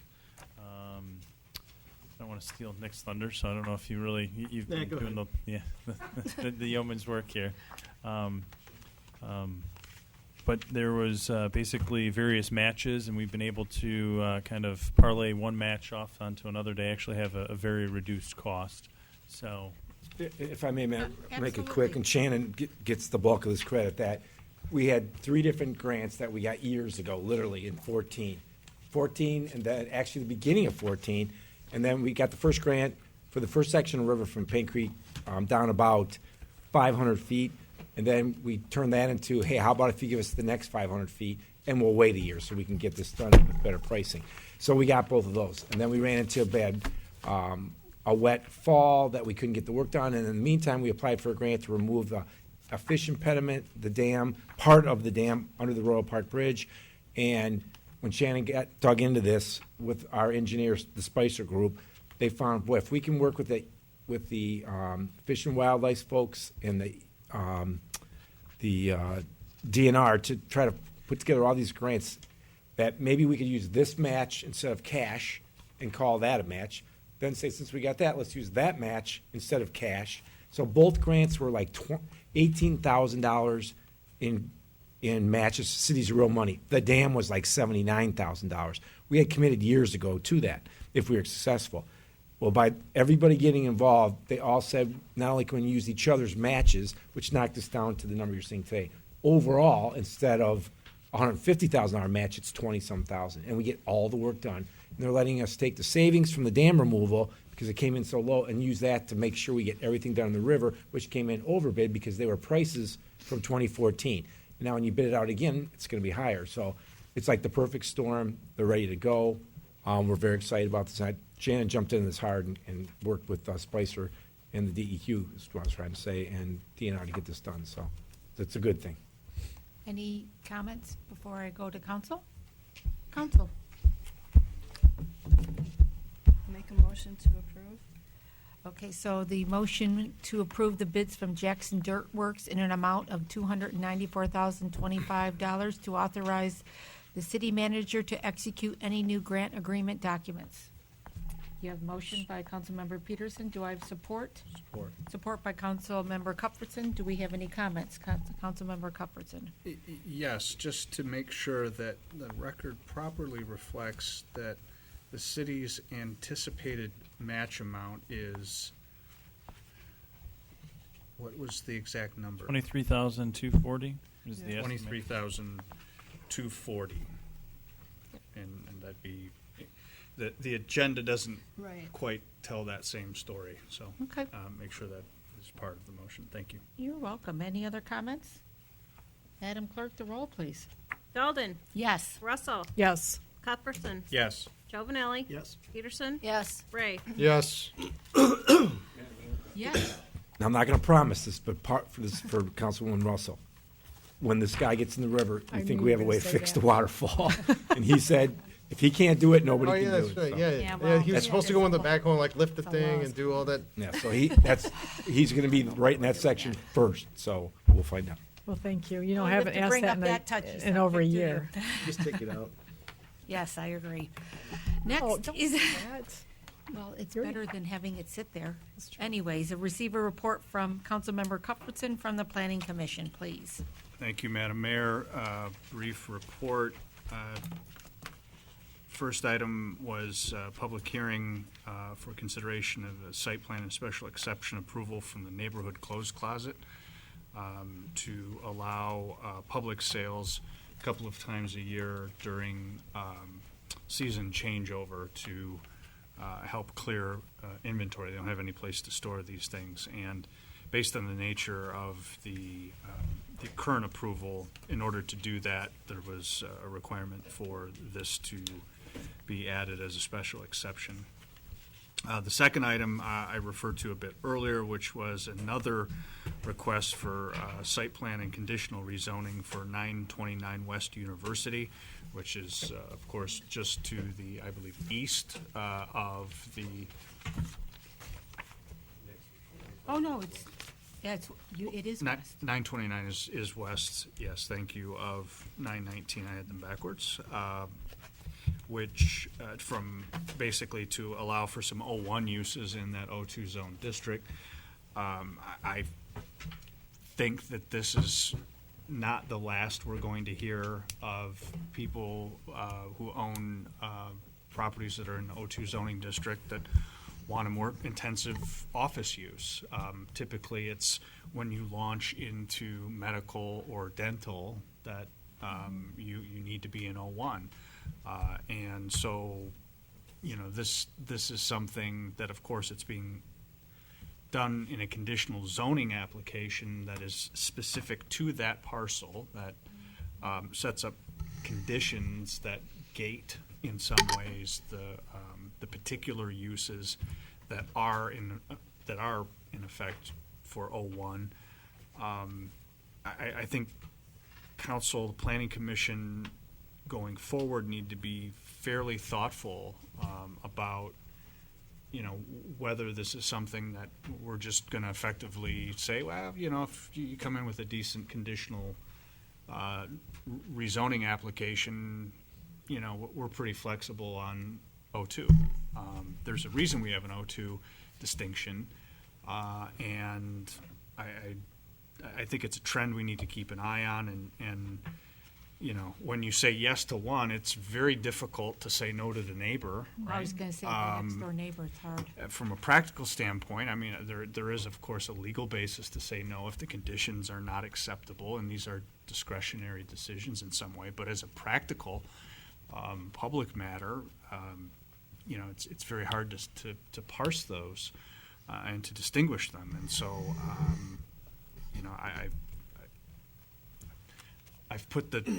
I've made the observation generally, and I think it's probably something that the Planning Commission needs to ask for some report from the planner on an ongoing basis. How we should be looking at this, because again, it's not going to go away. Then we had two public hearings on additional zoning districts, the transition district and the downtown edge 1 district. And those items are forthcoming, I believe, to council. Finally, we had a site plan and special exception request for orthopedic spine and sports therapy to operate a medical office inside of the RARA facility at 480 East 2nd Street. That matter generated some substantial discussion about the use itself in terms of, does it fall into the so this is an industrial zone building, which can bring in B1 uses, which can bring in CBD uses.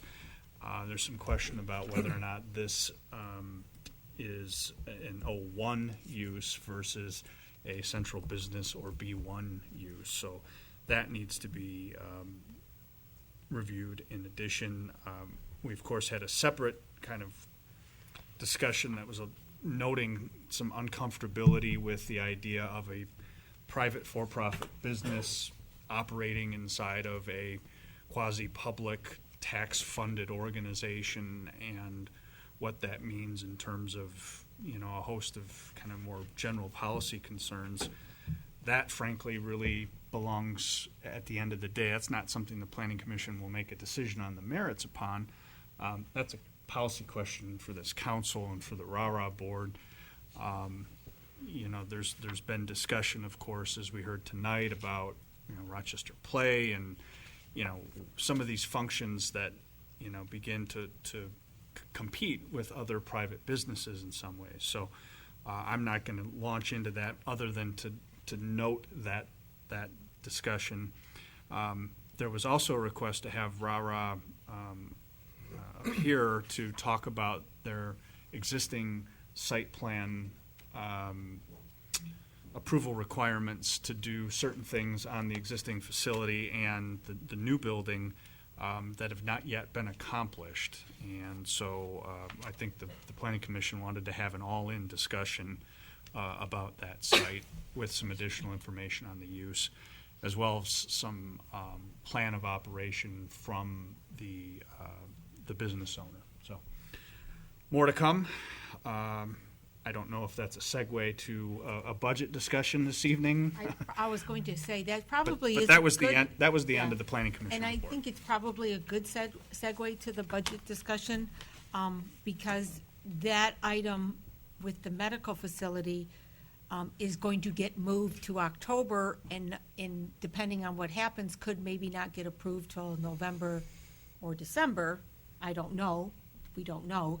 So my concern, and I thought about this over the weekend, was their budget has that built in, that money built in. So that was one of the reasons why maybe talk to the liaisons here so we can have her address it with her board, because we still have one more meeting to approve the budget. It's not like we're not going to approve the budget. My only concern was that we address that income coming in, because it might not come in. I don't know, and we have to be realistic, because as of now, it's not going to be there for October, because they have to come before. And so I was just, maybe it would be, if the liaison could then let the board know. I'm sure the board might already know, because if they heard what happened at Planning Commission, if they thought about a backup, if they thought about some other alternatives, if they're able to operate fine without that income, that's fine. I guess that was those were my questions that I was going to have if Ron was able to come today. Go ahead. Yeah, well, yeah, just maybe to give an update, if I may. Yes, absolutely. So there were some questions that have been asked. That's why I did ask Ron, and to see if he could kind of juggle between the Rochester Hills meeting and ours. It appears he's not going to be able to juggle through both. I did ask him some questions. Mayor Pro Tem and I were able to actually do a conference call with him earlier this afternoon. So I do want to share a few points to Absolutely, kind of that'd go be great. through, and then maybe the conversation. So the first one was RARA a nonprofit? It actually is. It was kind of noted. It's not. It's a government entity. We have interlocal agreement that there's several of us. So the two communities, as well as with the school districts. Next, Mr. Manager, I can appreciate the interest in RARA wanting to parse words, and I do it for a living. But as a government-sponsored enterprise, it is inherently, from an economic perspective, deemed to be nonprofit. And so, if folks want to get into a hyper-technical discussion about those sort of things, I'll be happy to engage the matter with a very close eye to the nature of the controlling law that may apply, as well as accounting requirements. I'm chagrined to imagine that a general characterization of the organization as nonprofit would would engender such a response. And to me, it indicates a basis for some additional concern. I don't. I'm a little off-put by that report. So I'd like to note that Okay. for my colleagues. And if you'd pass that along, I be think happy that would to. be helpful. Thank Yep. you. The next item was there have been a few, and there still are a few outstanding items that RARA has yet to complete. It was noted at the Planning Commission. I wanted to provide council with some information. Ron's actually been providing me with weekly updates. Now we have, I think, the remaining 3 items and the vendors and when the timetable, and we anticipate all those being completed within the next 30 days.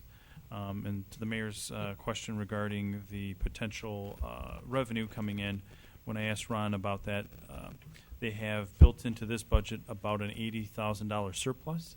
So the potential income from renting to this particular vendor would be between $16,000 and $20,000 for the year. So if it did not get approved at all, it would still be able to have a balanced budget, actually, with still some surplus. Okay, so that answers. Any other questions? Yes, Councilmember Cuthbertson. For the city attorney, would an approval of a budget, including a line item such as the rental of that interior space, constitute, in essence, assent to the use and waiver of arguments related to its appropriateness? I should say appropriateness. Its lawfulness under applicable standards. So can I kind of put that in layman's terms? So if we approve the budget, we're in essence approving we're affirming or saying it's okay for that right of use. I mean, that's kind of how I'm is that correct? That's part of the question, but Okay, thank you. No, it's just that you're always so eloquent. I'm trying. No, I was starting to parse words a little bit because I'm getting the sense I need to. I would suggest that it's not. I think the minutes would accurately reflect that this city council is specifically not approving that use because it has not been brought before it yet. Not that it's against it or for it, but it's a placeholder for a potential use or revenue stream. There are certain requirements that approving a budget can't give approval for a particular use. It has to go. They don't have approval at Planning Commission, for instance. So I would suggest that with the minutes being, I guess, representative of the concern that this is not an approval, I think that would be appropriate. On the other hand, if you want it to be, I guess, very clear, you could approve it without that item in there. The problem you run into at that point is that both cities have to approve an identical budget, which would then, I don't know if Rochester Hills is approving the budget today. Yes. I think that's why, that's why Ron's there, so I'm assuming they're approving it. So that would kind of create maybe a monkey wrench into that plan. So easy answer, or easy question, I think it would not be an approval of the use. Other questions or oh yes, Mayor Pro Tem, thank you. Thank you, and I do appreciate the 3-way call that the city manager set up because I unfortunately was missing last meeting. So there's a couple of, I love the ingenuity and the creativity of having, and I think we need to, really take more look at having non-governmental entities and profit entities and what we can do with that. RARA Develop, has commerce down here because they're right downtown. We have all the kids dropping them off. I think, that's great. We already have Flip Spot, which I didn't understand that they were already an organization so these organizations that are for-profit are paying tax according to their square footage. So when you have that building, it's non-tax because it's a, governmental entity, but those particular entities are paying tax on that. My question is, okay, is it really zoned? I mean, I don't know if it's O1 or B1, but I mean, it's I1, but it has to be like a O1 or, I mean, that's what the special exception is, correct? Because it has to be rezoned, because it's, see, the thing is, when I sat on the board, one of the things when we brought things in or we looked at them is, was it a recreation component? Because that's what the interlocal agreement says, is if it's if it's a recreation component. Now, when I talked with Director, when I talked with Ron, he feels it is. But those are the kind of policies that I don't know if that's, and I'm sure Ann probably has more information. Also, I'll just say that Planning Commission, that was if it's the new business that's coming in, that is part of the discussion, is what type of business is it really? And Councilmember Cuthbertson, you just want to chime in? Yeah, the discussion concerning FlipSpot was, in essence, referenced, and the question was, well, is FlipSpot an independent contractor to provide a particular recreation service in and of itself? I mean, it's very easy to say, look, we can't teach or host or do all of these things that are recreationally oriented, and I want to contract somebody to provide teaching of or education in that particular area. That seems pretty close to the mission, right? Them renting space, I haven't seen the lease that exists for that and what that entails. I think for me, as it relates to the business that has more recently come forward, doesn't feel like adult or youth recreation. And it seems like there's an awful lot of chiropractors and an awful lot of sports medicine rehabilitation facilities that are in this community that, don't enjoy the benefit of being inside of a government-sponsored enterprise's building with all of those people walking through. I would humbly submit that the kind of rent that would in the marketplace reflect the kind of potential traffic that's coming through there would demand an astronomical sum in terms of the lead generation and the eyes on and the foot traffic that is coming through that building versus what's being charged. Mm-hmm. If you wanted to try to adjust, to normalize this to the private sector, that sort of thing would need to be considered. So, it to me, in some respects, gets back to the comment I had when we tabled this item, which is, if you have ideas that are stepping away from an organization that began as youth recreation that has now added some adult recreation opportunities, that before that gets activated and launched, that some discussion about what their mission is had with opinion leaders and with the elected officials of the entities that provide tax revenue and who sponsored RARA as an original matter. And to me, this one's far enough off the reservation that I'm not entirely comfortable with it for the reasons I just indicated. So, not against innovative thinking, not against trying to find solutions for services that are squarely in mission, that are fair to the balance of the marketplace. Always been for that sort of thing. This one feels different to me. I'm going to have Councilmember Peterson address. I haven't even okay. finished, I apologize. Go ahead. No, go ahead. But so that's one entity that I think that is of concern. The other entity is that they don't have to have a membership. So all the other entities like FlipSpot, which I do think that they rent, I'm not sure, but Ann maybe can address that. FlipSpot does have a rental component. But there's not a membership. So what Ron was saying is that what they're trying to do is hope to increase the membership through that entity. But that is a little bit, where do we want to go? Because the thing is, as a policy setting board, this affects community house, it affects OPC, it's just kind of like the zoning that we were talking about earlier with planning commission. Once you set this tone, and I don't know if it's right or wrong, I just don't think we've had discussion on it because it hasn't been brought forth to this body for discussion of what this looks like.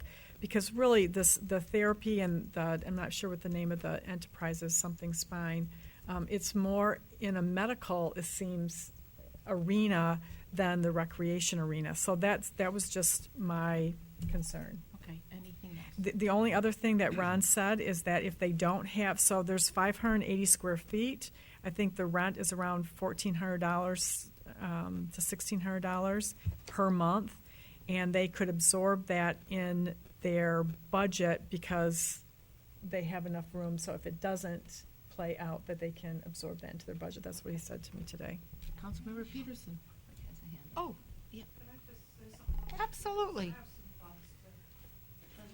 think I agree with some of you a lot. I just don't see this as being a good idea.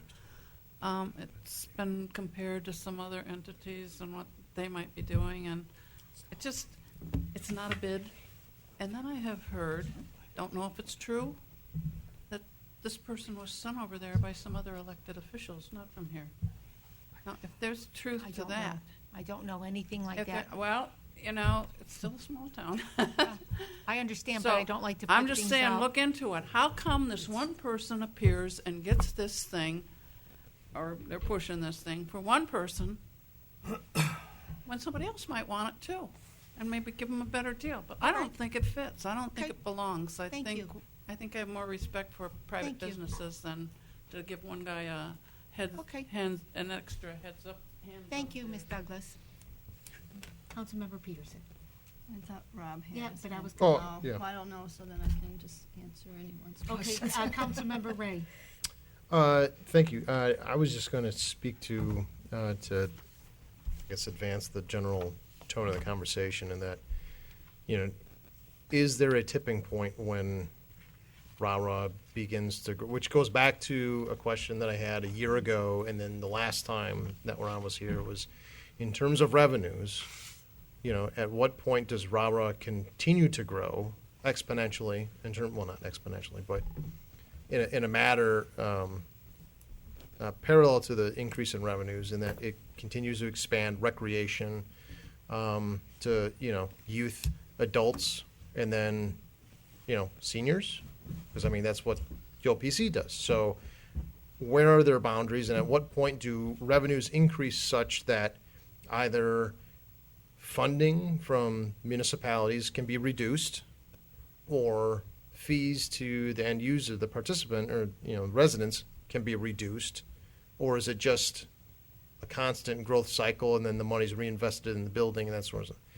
Is there a point when rah-rah doesn't look and feel and smell like maybe what everybody thinks it is, and where are those boundaries?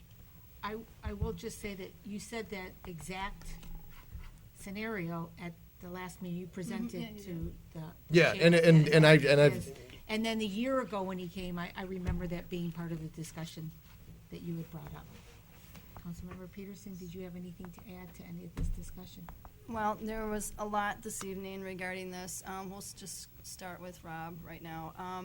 As far as the entity growing, everything that RAH does right now is based on community desire and need, based on surveys and that. So when somebody wants to have a new program, they do their research and everything to bring that new program in, and they look at all the numbers regularly to see who's participating in the programs.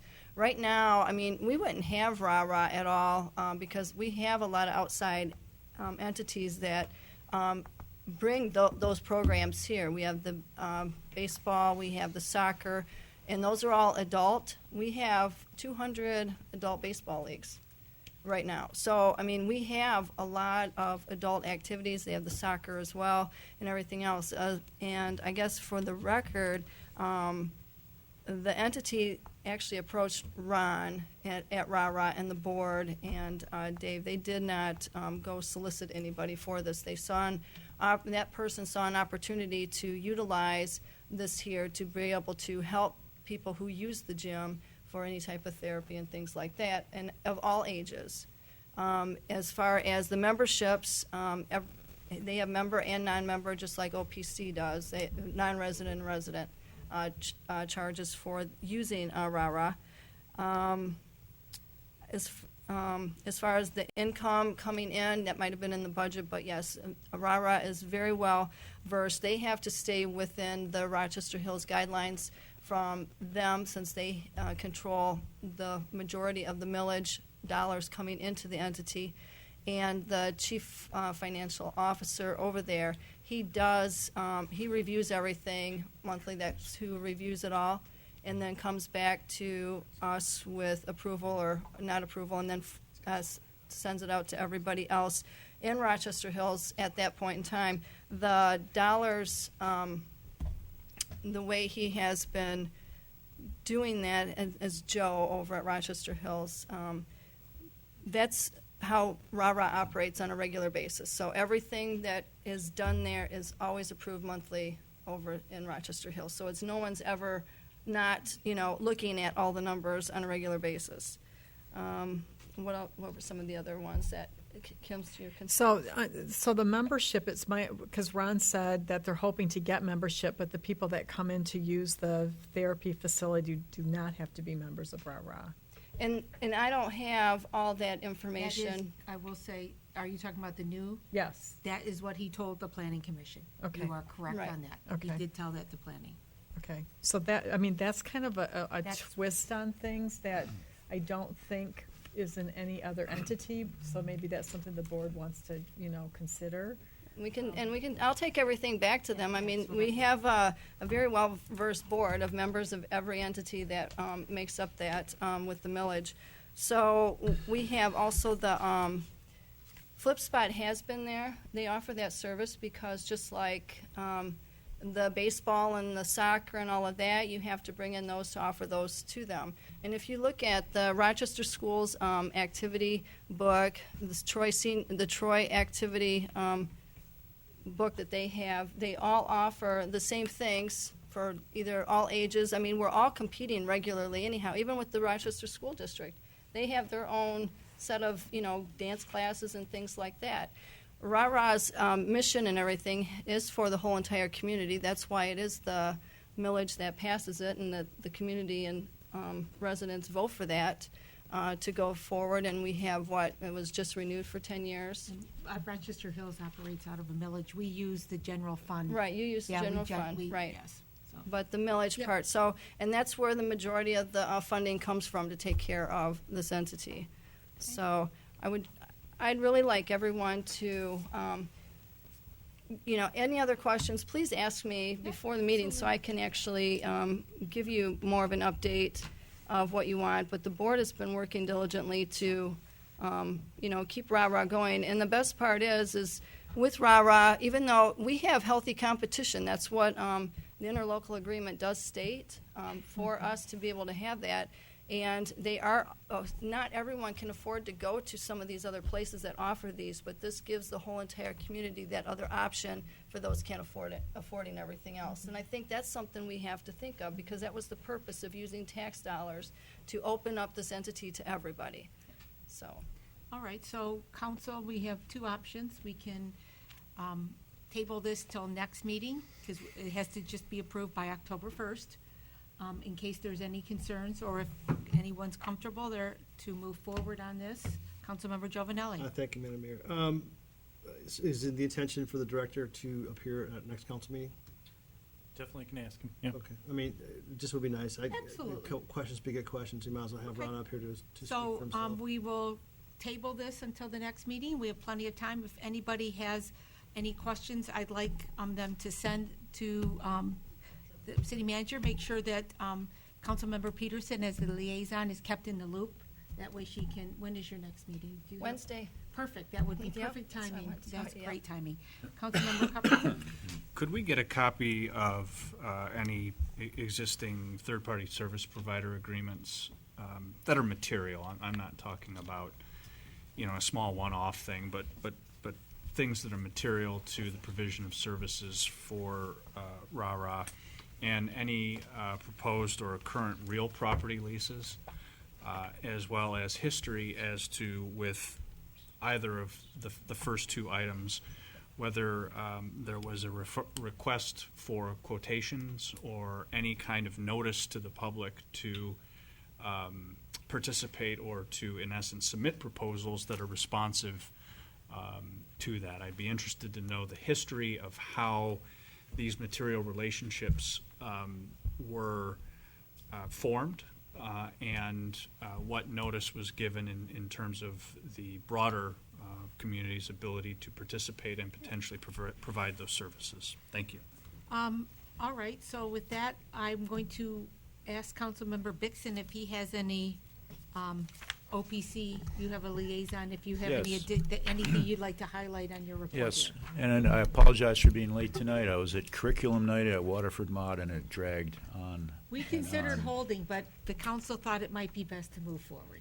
And I figured that the city council could make it through 90 minutes without Stuart Bixson. So, Barely. it was evident it did. Yeah, the only thing, and just because there's been some issues in the past, that we have it says the approval of the 2017 amendment and restated interlocal agreement. Really, all that is a kind of a cleanup of some of the minor issues. The three attorneys for each of the communities has taken a look at it. It doesn't materially affect any of the major parts of the OPC, which I don't think we would support. So really, I just wanted people to know that it's really more of a house cleaning thing, and it just kind of, there's been some different changes over the years, and it just kind of consolidated them, and so that will be coming here. But it's really, and there's no major changes. Other than that, nothing. Great. Nothing else. Next, we have new business for referral and miscellaneous. Discussion regarding proposed MLCC rescission of rule requiring minimum distance between SDD establishments. Mr. City Attorney. Yes, thank you. There was brought to our attention that there's a Michigan Liquor Control Commission was considering rescinding one of their rules, which required a half-mile distance minimum between SDD establishments, which are specially designated distributor licenses, packaged liquor, and so in essence, if you remove the distance requirement, you could have establishments right next door to each other across the street. And so I believe it was Councilman Cuthbertson who asked if we could look into this and bring it before this body tonight. There is a September 13 is the cutoff for written comment to the MLCC, which is why it's before you. That's why we did put it on a later agenda. Yes, Wanted this it was right away. So what I did is I prepared a simple resolution if it's the direction of the body, or no matter what it is. But I did put together a brief resolution acknowledging what the rule is, and it's our understanding that they're seeking to rescind that. And I did put in here, whereas the city of Rochester believes in open competition, but it continues to believe that spacing limitations of SDD establishments is not only good for policy perspective, but could create planning and other difficult considerations if the limitation was rescinded. And so it was the resolved would simply be that the resolution was enacted by this board opposing the rescission. So in essence, it's a vote to keep the half-mile requirement. I'm not suggesting any direction on this, but if it is the body's position that rule should be maintained, then it would be appropriate to send written communication, such as a resolution, to MLCC. Councilmember Cuthbertson. Thank you, and I support the resolution with reference to our support of the rule as currently stated with the existing spacing requirements, not just having spacing requirements. This is something that we've in fact brought into our own code requiring spacing between establishments, sort of following the state's lead in looking at SDM licenses and other alcohol-related matters. So, to propose pulling a rule like this without, kind of providing some framework for what the commission may intend, I think is arguably ludicrous. But the idea of, drastically reduced or eliminated spacing requirements that effectively, keep a relatively modest number of these establishments in play is, to me, it's bad policy. The idea that, beer and wine now are sold at gas stations. The idea that, some of the discussion has leaned towards, well, might this get bolted on? This be a first step of this getting bolted on to fuel service establishments. It's just, where does it end? And it seems imprudent to revoke this or talk about revoking this. Somebody could argue the merits of 2,000 feet versus 2,640, and okay, maybe there's a reason to look at it from some technical perspective, but to just eliminate this and suggest that it's in the spirit of competition, it calls into question the basis for liquor licensing as a precautionary matter generally. I think it puts the regulatory structure fully under pressure in a way that people aren't contemplating. What's next? Thank you. And just as your economic development lead, I can tell you that in the last 12 months we've been able to block 2 establishments because of the existing rules. And where they wanted to go, I don't think were appropriate. We talked about it, but we were able to fall back on the spacing in our ordinance in the state, and that eliminated them, and they had no recourse against us because it was at a higher level, just so you know. So if council would like to move forward with the proposed resolution from this, yes, go ahead. And one more observation. Pricing right now, there are state minimums, right? It's not like there's open competition in the marketplace to begin with. So, yeah, maybe some supply, some SDD organizations have slightly different prices, but they're largely set by the state already. So, more of the same, I don't think is really is a economically an economic liberty argument that has much credence to me. Thank you. So, do we have a motion? So moved. Motion by Councilmember Cuthbertson, support by Councilmember Peterson. Discussion on the motion. Just add that it makes sense in regards to our National Recovery Month proclamation. Thank you. Madam Clerk, the roll, please. Alden. Oh, I'm sorry, real quick. I'm sorry. I want to make sure it's that's the existing spacing, because in the agenda it says minimum distance. Mr. City Attorney? It is a minimum distance required between establishments. Is that there is a half a mile As long required. as it's that they can't just say, okay, it's 500 feet or whatever. No, the actual rule itself Do I have in my packet? is the actual rule itself actually completely rescinds it. Okay. It doesn't try to modify it. It's literally redlined the entire rule out. All right, thank you. Madam Clerk? Golden. Yes. Russell. Yes. Vixen. Yes. Cuthbertson. Yes. Giovanelli. Yes. Peterson. Yes. Ray. Yes. Great. Next, we'll go to City Manager updates. Mr. City Manager. Thank you. Just have a few. First one, I want to thank council for taking a moment to remember 9/11. Next, I want to thank staff for all their help with the recent Art and Apples event. 3rd. As Mr. Zokes noted, our mailing address, the bills are now going to City Hall, and we're no longer using a P.O. box, which was going to the post office. That will save our staff actually having to go back and forth.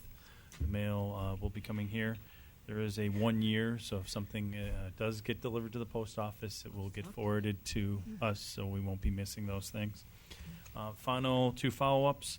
I'll be forwarding to City Council a 2-page recommended evaluation form for the 3 positions: the City Clerk's position, the Finance Director/Treasurer position, and the City Manager's position for your guys' review and comment. Additionally, a revised City Clerk job description will be also emailed out this Friday for, again, review and comment. Thank you. Mr. Banda? Madam Clerk? Nothing this evening, Your Honor. Mr. City Attorney? Nothing, thank you. Councilmember Vixen? Nothing tonight, thank you. Councilmember Ray? Just 3 things. One, this Saturday's a big day, 7 p.m. The first collegiate football game will be played on Oakland University's campus. All my Golden Grizzlies and Pioneer Petes. I encourage you to attend and show up on campus. Second, as it relates to the sundial, I just wanted to comment how awesome. Every time I've been to the park, I've witnessed people thoughtfully reading each of the plaques and walking around, reading them all, commenting like, "Oh, hey, you know, you ought to, did you, you know." It is a learning opportunity. Yours. Except mine. And such to the point, as great as Arts and Apples was, perfect attendance or whatever, that at the entrance, people weren't walking through the sundial. They were walking around the sundial to like appreciate its size, not just walking through it as if it would, didn't exist or wasn't important. So, just those moments of reflection. Thank you. Thank you. Councilmember Giovanelli? Nothing. Councilmember Cuthbertson? 2 things. Friendly suggestion for improving the agenda packet. Adobe PDF has the ability to add bookmarks. So having a bookmark to set to the agenda and then to the top of each page for each agenda item so that people can very quickly click through rather than having to scroll through a 343-page document. And In motion, and actually hopefully will be laid out this October. Yeah, I really have one. Fantastic.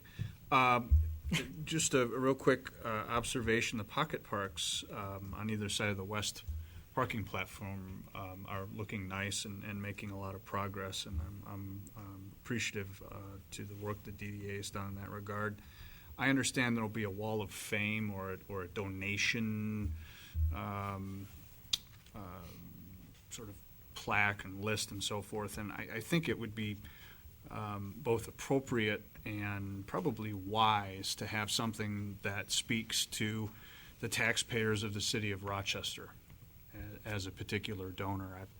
If I'm guessing, we've contributed more than $10 million through the capture of general fund TIF dollars to the DDA, and I can't think that there is a bigger, more important contributor to its ongoing success than that. So I guess I'd leave that to the liaison and my fellow council members here that To pass along. yeah, I think it would be a nice gesture to the broader community. Thank you. With respect to the sundial, are all the plaques finalized? They're actually going to be reset. So we've got new stands coming where they fit properly, so all that'll be done, and then they'll be permanently set. So. Okay, And I have the permanent, the top The one was sponsors on the top. Those are sponsors just were temporaries. temporary Right. till they gave us those until we got the Right. permanent one. So The- all of that will They be will all done. match. Right. Exactly. Quickly. Okay. Thank you. Nothing further. Councilmember Peterson? Yeah, just one this evening, and I want to thank Chief Sheltonhelm for all the social media updates. I think they're really awesome, and especially the one on school bus safety. So, thank you. Mayor Pro Tem? Yeah, I have, well, first I'd like to have an excused absence. We've been doing that a lot I know. lately. Do we have a motion to excuse the Mayor So Pro Tem? moved. By Councilmember Peterson, support by Councilmember Ray. Madam Clerk, the roll, please. Dalton? Yes. Russell? Yes. Dixon? Yes. Cuthbertson? Yes. Jovenelli? Okay. We did this Peterson? last week when you weren't here. Ray? Yes. Well, thank you. Thank you all. So Art Samples was a huge success. We have come to know several artists. They did really, really fabulous this weekend. The parking structures were full. I'm sure our parking numbers are going to be up. And so I look forward to seeing those numbers. I do have a Paint Creek Trailways update.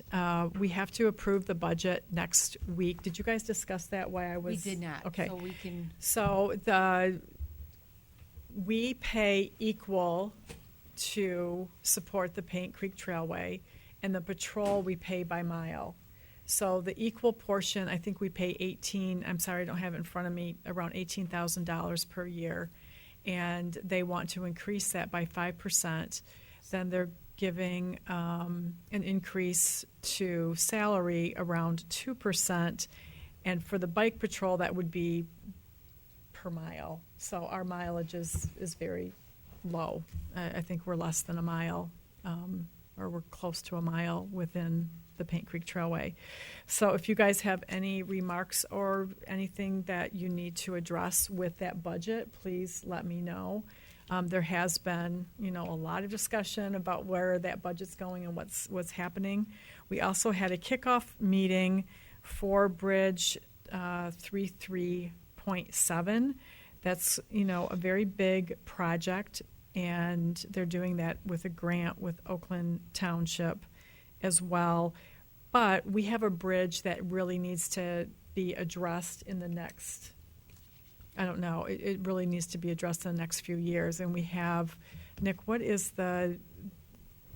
we had it analyzed through the engineers probably 2 years ago. Yeah, every year we actually go out and take a look at the bridges, so we have the report for the Ludlow Bridge, et cetera, and the pedestrian bridge that's just past that. So Shannon's got a spreadsheet on it that says what we have to do when we have to do it.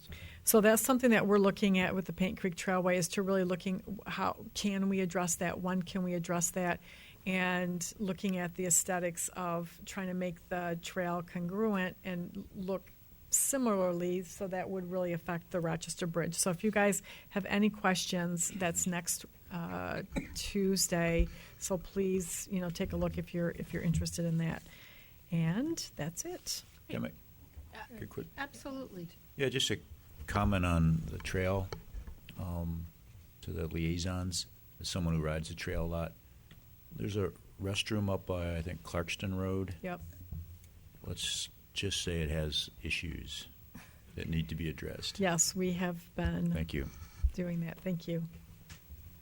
I only have one other thing. Yes, I just wanted to remind everyone that Brooksy Way is September 24th, even though it'll be before our meeting. Yes, next thank you. And with this bridge, I forgot to say, with this bridge, it's going to be, there's no detour. It will be closed. So it will only go from the south into the north. So it really is going to affect the trail users. Any public comment this evening? Conclusion? None being heard. I would like a motion to request to go to closed session for City Council on September 11th. Consider attorney-client privileged opinion letter. So moved. Support. Without an intent to return it. Yes, thank you. Motion by Giovanelli, support by Councilmember Peterson. Madam Clerk? Dalton? Yes. Russell? Yes. Dixon? Yes. Cuthbertson? Yes. Jovenelli? Yep. Peterson? Yes. Ray? Yes. Take a 5-minute recess. All right. Thank you.